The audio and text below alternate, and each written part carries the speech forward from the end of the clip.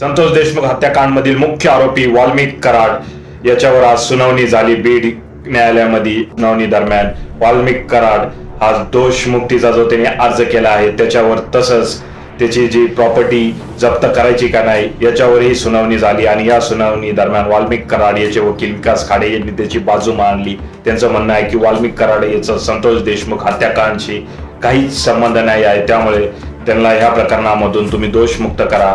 तसंच त्यांची जी प्रॉपर्टी आहे ती प्रॉपर्टी त्यांनी गुन्हेगारीतून कमवलेली नाही आहे, इतर त्यांचे जे व्यवसाय आहे त्याच्या माध्यमातून त्यांनी त्यांची संपत्ती निर्माण केलेली आहे। सरकारी वकील उज्ज्वल निकम यांनी यापूर्वीच वाल्मिक कराड संतोष देशमुख हत्याकांडचा मास्टरमाइंड कसा आहे हे यापूर्वीच्या सुनावणीत मांडलं। सगळ्यांचे युक्तिवाद ऐकल्यानंतर शेवटी न्यायालयाने आपला निर्णय 22 जुलै रोजी घेणार आहे असं सांगितलं आहे। आता 22 जुलैला वाल्मिक कराड याची संपत्ती जप्त होणार की नाही आणि वाल्मिक कराड देशमुख हत्याकांड मधून दोषमुक्त आहे की नाही यावर फायनल तो निर्णय येणार आहे।